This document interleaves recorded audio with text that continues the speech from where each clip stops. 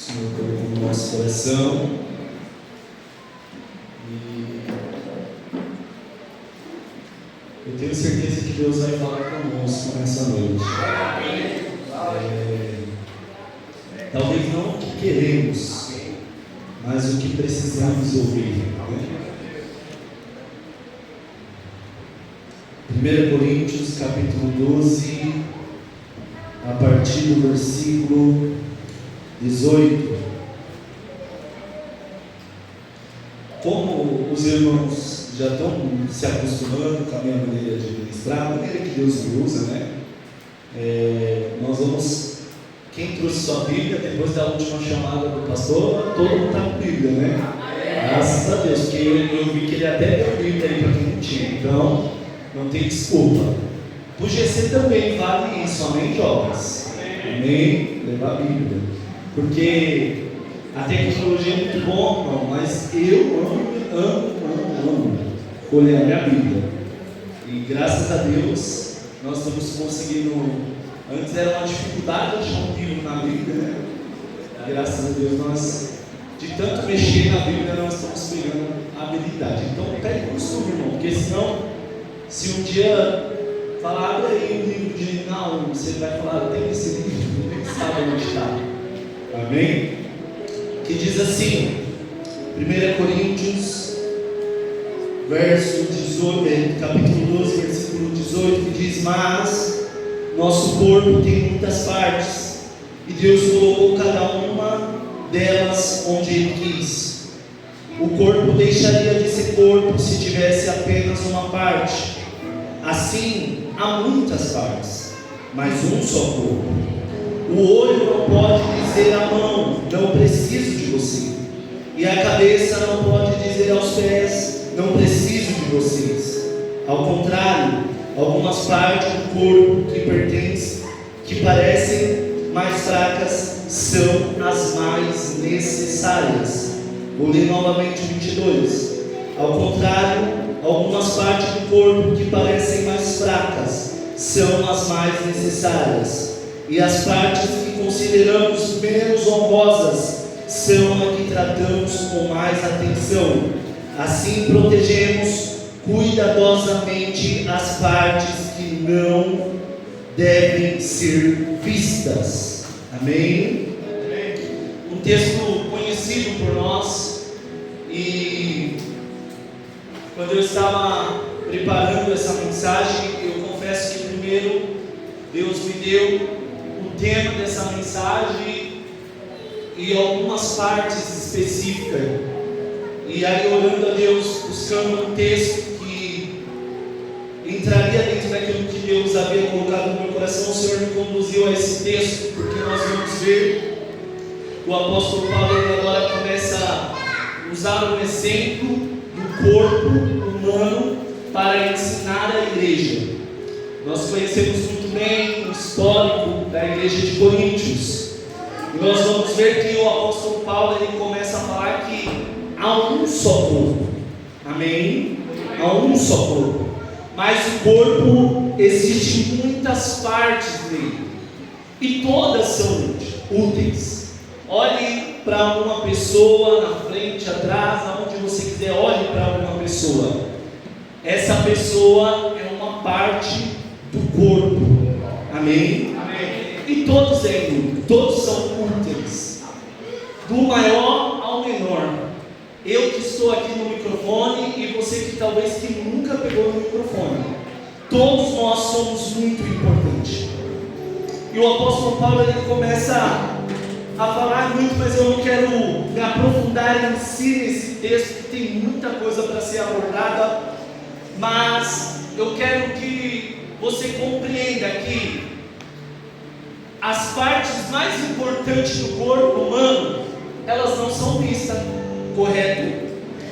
Um tempo atrás eu estava vendo um documentário, e eu gosto de ver documentário, eu acho que tem coisa de velho, então o velho começa a querer ver essas coisas, né? Amém.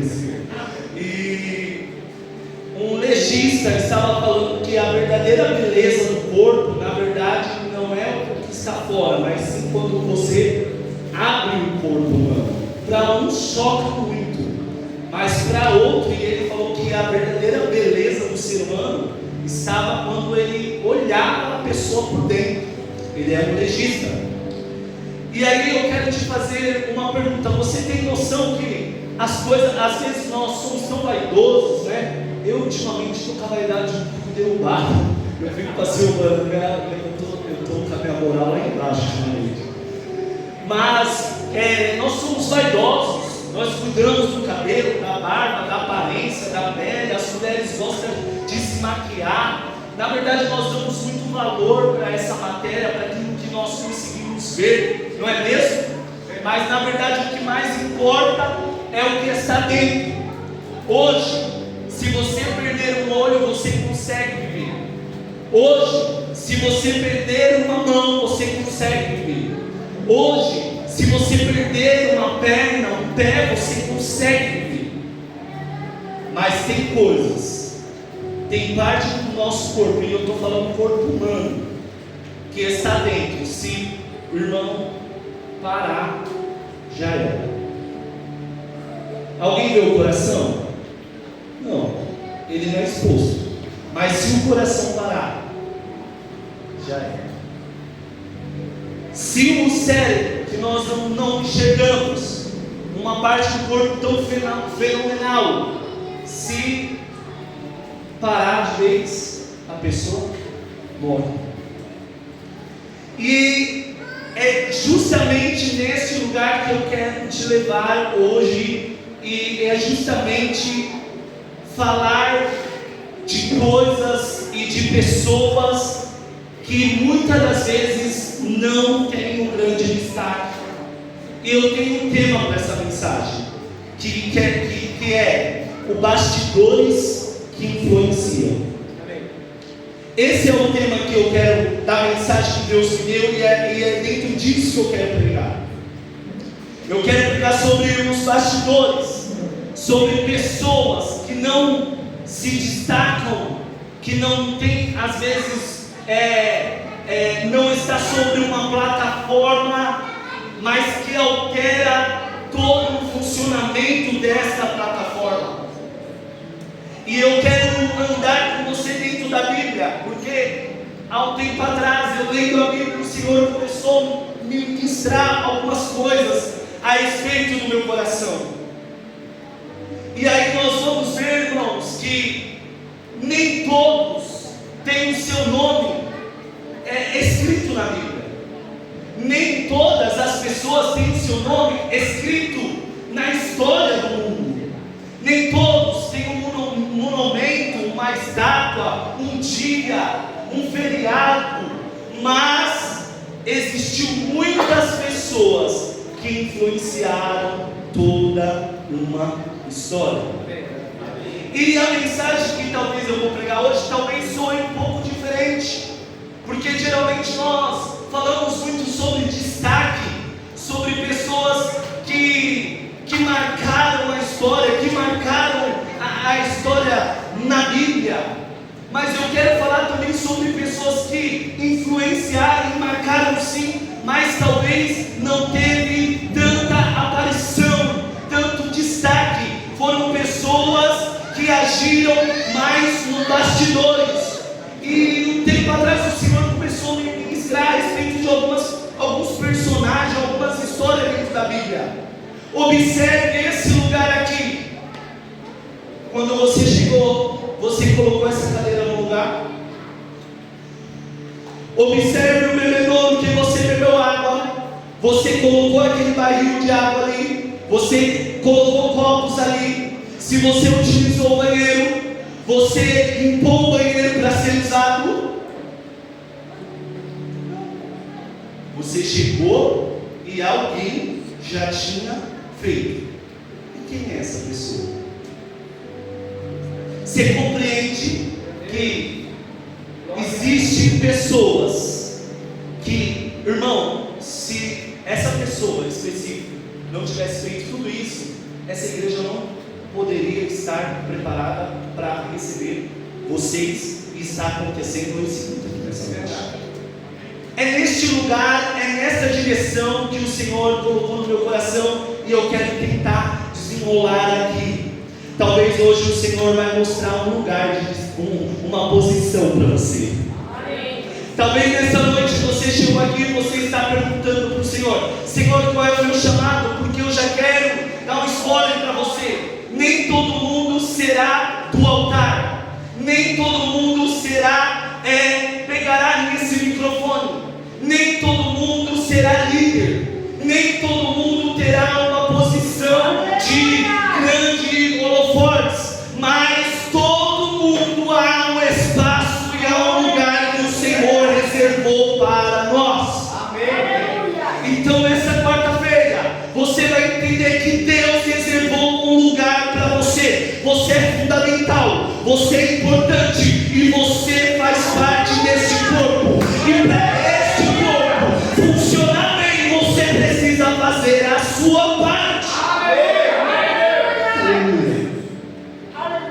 E a primeira pessoa que eu quero que nós aprofundemos mais esse assunto é o discípulo André. Tiramos os pastores, estão todos aqui na minha frente. Quem é André? Quem é André? Isso eu já falei. Ele é irmão de quem?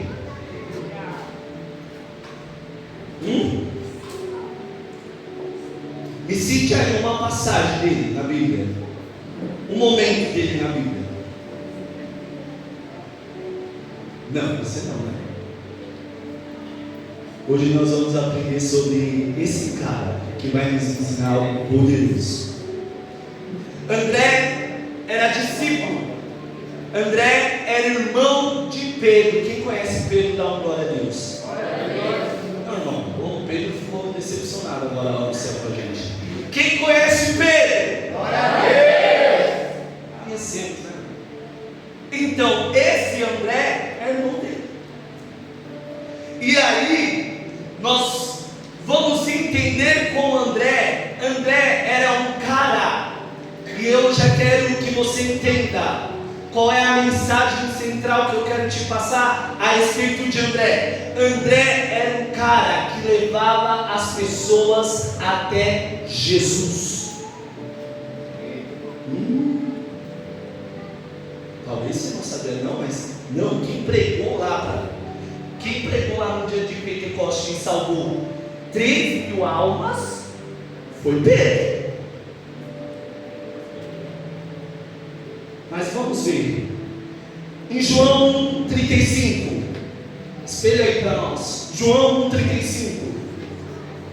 Olha só, irmão, guarde, vai anotando, vai guardando isso que Deus está ministrando aos nossos corações. Olha só, pode espelhar para mim, por favor.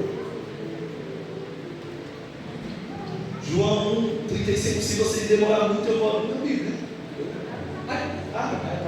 É que antes eu ia para cá. No dia seguinte, João estava novamente com 2 de seus discípulos próximos. Quando viu Jesus passar, olhou para ele e declarou: vejam, é o Cordeiro de Deus.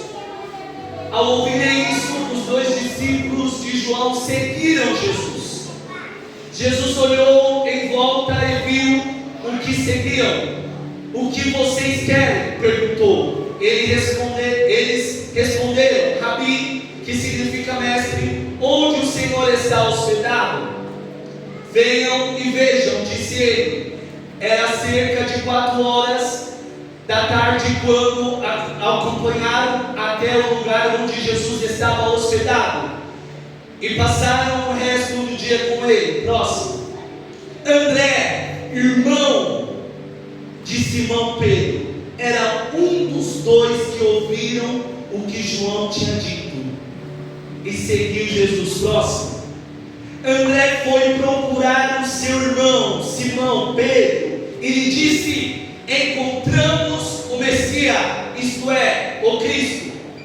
Então André levou Simão para conhecer Jesus. Olhando para ele, Jesus disse: você é Simão, filho de João, mas será chamado Cefas, isto é, Pedro. Vocês entenderam aqui? Nós estamos vendo agora, irmãos, Um homem, André, que vivia nos bastidores, agora ele está levando o seu irmão. Quando ele conhece, quando ele é apresentado o Messias, este homem pega agora o seu irmão e diz: olha, nós encontramos o Cristo, o Messias, o Filho de Deus. E rapidamente André leva Pedro até Jesus. E nós estamos vendo aqui, irmão, um momento muito importante. Porque quem é Pedro? Talvez André você está conhecendo hoje, mas Pedro você sabe quem é. Pedro é um dos maiores apóstolos. Pedro foi um dos mais influentes na questão da expansão do cristianismo na igreja primitiva. Pedro é aquele homem que negou sim, mas é também aquele homem que andou sobre as águas. Pedro é aquele homem que no dia de Pentecoste pregou, entre mais de 3.000 almas foram alcançadas pela sua ministração. Nós estamos diante de um homem que foi alcançado por uma pessoa anônima praticamente, uma pessoa que não tinha tanta expressão, mas através da vida de André, um homem foi alcançado e fez uma grande diferença. Olha só João 6, 8, 9. Ainda no Evangelho de João. Se você estiver Bíblia, grife, irmãos, porque é pequenas partezinhas na Bíblia que você vai ver falando de André. André você não vai ver na Bíblia um grande sermão. Você não vai ver. É pequenas falinhas de André. É pequenas citações do nome de André. Mas a todo momento você vai ver André levando alguém. Irmão, você já viu uma pessoa? Tem pessoas aqui, eu observo. Tem pessoas, irmão, que nunca pregou aqui. Mas você pode ver, todo culto está com uma alminha trazendo da igreja. André. Não, mas o pregadorzão é o Marcos que está aqui. O que muda o cenário? Não, irmão, não. E talvez hoje o Senhor vai despertar no seu coração. Talvez você está olhando para cá e quer ser uma pessoa que age aqui, mas na verdade hoje Deus está te dizendo: eu quero te usar aí. Amém. Olha só, João 6, 8, 9. Então um de seus discípulos, André, irmão de Simão Pedro, falou: aqui está um rapaz com 5 pães de cevada e 2 peixes, mas que adianta isto para tanta gente? Olha só, vou te contextualizar. Quem já entendeu esse texto aqui? É a grande multiplicação. Quem fez o milagre ali? Jesus. Mas quem foi o cara que achou o menino, que estava atento ao que estava acontecendo? Ei, Jesus era o que estava dando o sermão no palco, nos holofotes, aparecendo. Mas André estava na sua missão no meio da multidão. E no meio da multidão, os olhos de muito ninguém está vendo. Mas aí quando acontece um problema, quem chega? André, apareceu um problema, teve que dar comida para esse povo. E aí André chega com um rapazinho que tinha. Ele nem acreditou. Ele nem achou que ia dar muito certo o que ele estava fazendo. Mas ele foi o canal. Sabe o que Deus falou no meu coração? Talvez, pastor, o grande milagre e o grande sobrenatural e o grande agir não esteja aqui. O Senhor completamente está. Não, você não entendeu. Para alimentar mais de 5, porque só homens era 5.000. Para esse grande efeito, não foi Jesus usado, não foi Jesus que trouxe o que precisava, não, foi André que estava no meio da multidão. E eu vou repetir: talvez você está achando que o grande milagre, o grande sobrenatural, o grande acontecimento do seu GC está sobre o seu líder, e na verdade está sobre você.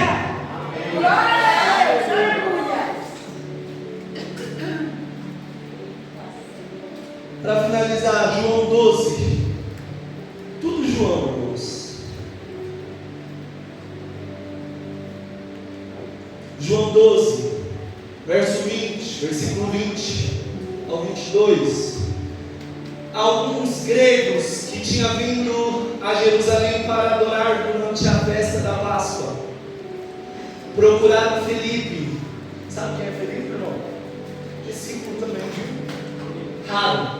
Felipe, eu acredito, pelo que eu já vi, Felipe e André eram a mesma vibe. Eles tinham a mesma vibe, que direto eles apareceram nos textos citando os dois juntos. Felipe, que era de Betsaida da Galileia, eles disseram: por favor, gostaríamos de ver Jesus. Felipe falou a esse respeito com André. Olha lá, Felipe estava, acho que Felipe ficou meio assim, chamou sozinho, vamos chamar um companheiro. Olha, irmão, dois discípulos que não tem um grande sermão, mas está se movendo. Vocês estão entendendo a mensagem? Está se movimentando. Aí, André e os dois foram junto falar com Jesus.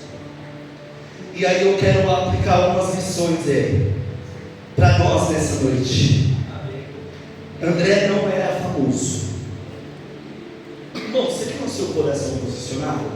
Porque você precisa ver. Eu acredito, irmão, não é bajulação não. Eu olho para o pastor Mike. Eu acho que eu sinto, eu vejo que ele é uma pessoa que virá sobre ele uma forte luz. Compreende o que eu estou querendo dizer? É um grande destaque. Mas evangelista Marcos, eu não serei famoso. André não era famoso. André não era um porta-voz principal. Você não vai ver André tomando a frente grandes comandos, mas André era a ponte entre pessoas e Jesus. O grande ensinamento hoje aqui para nós seja uma ponte de pessoas até Jesus. Alguns são chamados para pregar para multidões, outros são chamados para apresentar alguém que vai ajudar a multidões. Você não vai ver livro de André, não tem, mas você vai ver cartas de Pedro. Você não vai ver grandes sermões, nem tem, eu pelo menos não achei. Acredito que talvez possa ser, mas não está na Bíblia, então não posso confirmar. Como a dispersão dos apóstolos, talvez em algum momento ele teve uma fala mais expressiva, mas o que a Bíblia nos diz, nós não vamos ver grandes pregações. Mas André não pregou para a multidão, mas Pedro pregou. Você compreende? Nessa noite aqui seja uma ponte. Aleluia! Quantos aqui querem esse ministério de André? Irmão, não é para todo mundo não, porque e aí eu vou te dizer, se você estiver na direção errada, irmão, talvez, olha, eu preciso falar, talvez seu ministério não deslanchou, porque você está batendo na porta errada. Você está batendo na onde o Senhor não mandou te bater. Então entenda, irmão, André, o ministério de André era livre, ele sabia, eu não vou ser um grande apóstolo, eu não vou ser um dos pilares da igreja, mas nada me impede de levar pessoas até Jesus. André compreendeu isso. Então compreenda essa noite, irmão, seja a ponte de pessoas até Jesus. Se o Senhor quiser, vai te dar um microfone na sua mão. Se o Senhor quiser, vai te dar uma liderança. Se o Senhor quiser, Ele vai te dar uma multidão para você falar. Mas o Senhor já te disse, vai ir de pregar e falar e dizer. Glória a Deus. Outro cara que eu me inspiro e aprendo muito, Barnabé, o nome é José, que recebe o nome de Barnabé dos Apóstolos, que quer dizer filho do encorajamento. Irmão, filho do encorajamento. Barnabé é ministério de não desistir de pessoas. Aleluia! Olha só, em Atos 9, 26, Atos capítulo 9, versículo 26. Obrigado. Quando Saulo chegou a Jerusalém, tentou se encontrar com os discípulos. Aqui Saulo já tinha tido um encontro com Deus. Aqui Saulo já havia caído do cavalo. E aqui Saulo já é irmão e já está ministrando. E aí ele tentou encontrar os discípulos lá em Jerusalém. Mas todos estavam com medo dele, pois não acreditavam que ele tivesse de fato se tornado discípulo. Próximo. Então Barnabé o levou.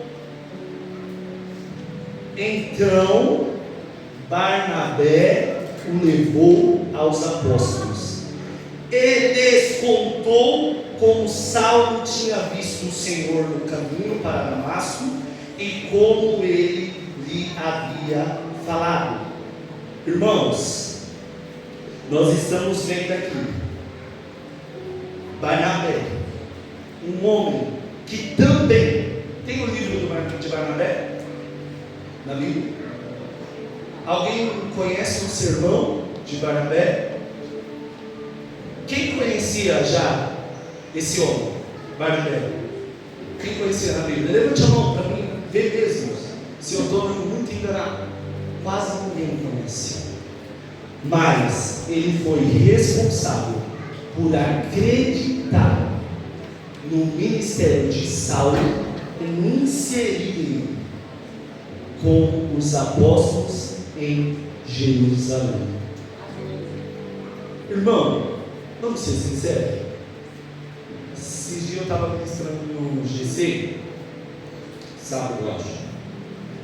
E, irmão, será que se Deus salvar algumas pessoas, transformar algumas pessoas e entrar aqui, não vai ficar olhando um pouco no escuro? Eu já fiz isso, irmão. Será que se Deus salvar hoje, eu nem conheço, então não vai fazer muita diferença. O traficante mais perigoso aqui, os caras mais bagunçados daqui, e entrar aqui nessa igreja, fala, eu sou pregador agora, amém? Agora vai olhar assim, não, o Senhor apareceu para mim, para olhar para falar assim. Foi o que aconteceu com Saulo. Se Barnabé não tivesse acreditado no ministério dele, será que ele tinha tido todo o espaço que ele teve? Olha só mais uma ação de Barnabé. Atos 15, 36. Capítulo 15, versículo 36. O ministério de Barnabé é não desistir de pessoas. Ele não desistiu e ele acreditou em Saulo. E olha só essa história que eu vou ler aqui para vocês. Algum tempo depois, Paulo disse a Barnabé: voltemos para visitar cada uma das cidades onde pregamos a palavra do Senhor, para ver como os irmãos estão indo. Isso aqui, Barnabé e Paulo já havia tido a primeira missão, pregando a palavra do Senhor, e agora eles estão tentando voltar novamente. E aí Barnabé queria levar João Marcos, mas Paulo se opôs, pois João Marcos tinha se separado deles na Panfilha, não prosseguindo com eles no trabalho. O que aconteceu na primeira viagem missionária? Marcão voltou para trás. Ficou com medo e voltou para lá. Deixa eu voltar lá para a casinha da minha avó, que é melhor. Aí no próximo, o desentendimento entre eles foram tão grave que os dois se separaram. Barnabé levou João Marcos e navegou para Chipre. Paulo escolheu Silas e partiu repartiu e os irmãos entregaram ao cuidado gracioso do Senhor. Então observa o que nós acabamos de ler. Nós estamos vendo agora, por um mal entendido, por uma situação da primeira viagem missionária de Paulo e André, Marcos desiste. Não entendemos, não vemos o porquê, a Bíblia não especifica, mas deixa claro que João Marcos, ele volta, ele não conclui a missão. E agora, numa segunda viagem missionária para eles revisitar as igrejas, nós vamos ver que Barnabé pede para levar Marcos. Porém, Paulão já está um pouco mais, um pouco mais um ministério um pouco mais famosão, mais consolidado. E aí ele falou: esse fraquinho eu não quero não. E aí o caldo entornou, porque Barnabé é o filho do encorajamento. Barnabé é o cara, é o ministério que não desiste de pessoas. Irmão, Barnabé e o apóstolo Paulo, um do lado todo, para quem tu ia? Eu digo para quem eu ia, para o lado de Paulo. Só que nós estamos vendo agora uma lição poderosa, porque Barnabé não desiste de Marcos. Amém. Ao ponto de cada um ir para um lado. Isso aqui é muito poderoso, eu não sei se você consegue. E aí a lição pessoas precisam de alguém que acredite nelas. Como eu já disse, talvez se Barnabé não tivesse acreditado no ministério de Paulo não teria todo o espaço que ele teve.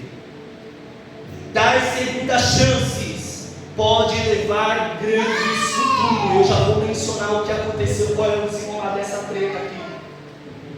Mas essa chance, essa atitude que Barnabé teve com Marcos, vai marcar algo importantíssimo para a história da igreja e para o ministério de Paulo, o mesmo que se opôs levar ele. Você costuma dar segunda chances? Porque hoje nós estamos aprendendo aqui com o Barnabé a dar segunda chances. Irmão, essa palavra me cortou muito, porque eu sou uma pessoa difícil de romper com alguém. Eu sou. Mas se eu rompo, eu já confessei isso, pastor, eu não sei hipócrita. Irmão, quando eu rompo também, só Jesus na causa. Hoje aqui nós estamos aprendendo nessa quarta-feira. Talvez tenha alguém que você vai ter que dar a segunda chance. E aí eu vou mais além quando eu estava escrevendo essa mensagem. Quantas chances o Senhor me deu? Não foi uma, não foi duas, não foi três, não foi quatro. Eu já fui um Marcos, sabia? Eu já fui um arregão. E eu também já fui um Marcos de fato, que pessoas não quiseram acreditar em mim, não me apoiaram, não desistiram de mim. Mas teve algo, meu irmão. Por isso que eu amo meu Jesus e que não nada me tira dele. Porque eu sei que quando todos desistiram de mim, ele foi lá de novo na minha gente me falou: vem, porque eu não desisto de você. E nessa noite é que nós estamos aprendendo: não desista, dê segunda chances. Observe, Paulo, se Barnabé não tivesse acreditado, eita, que hora já foi. Se Barnabé não tivesse acreditado, Paulo, ele escreve 13, tem grandes discussões aí, 13 dos 27 livros do Novo Testamento. Barnabé escreveu algum livro? Não. Qual é a maior revelação que nós temos da graça? Foi dado por quem? Por apóstolo Paulo. Nós pregamos, nós ministramos, nós aprendemos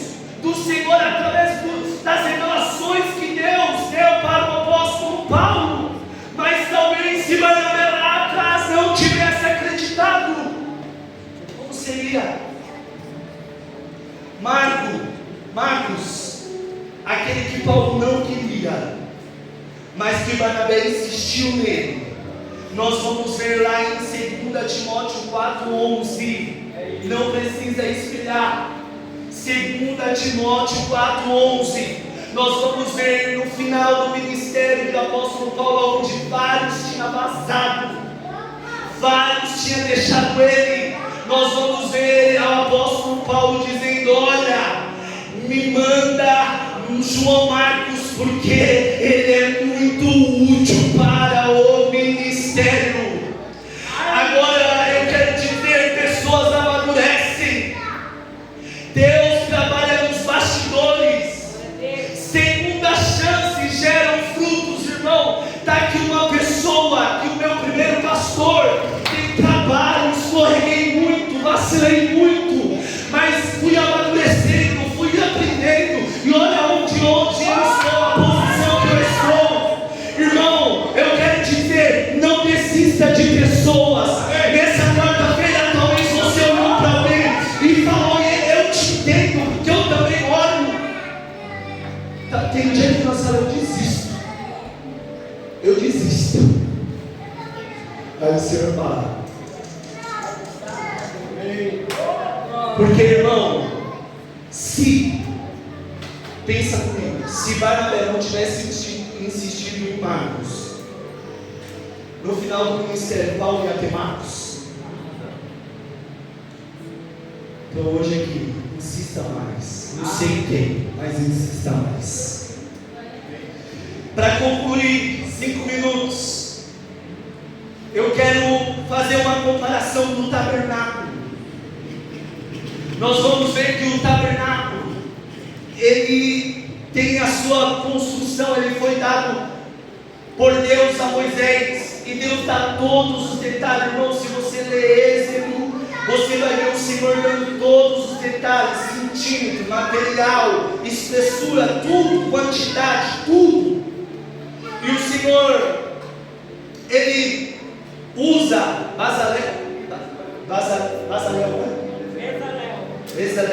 Bezalel, eu sempre trago o nome dele, para construir.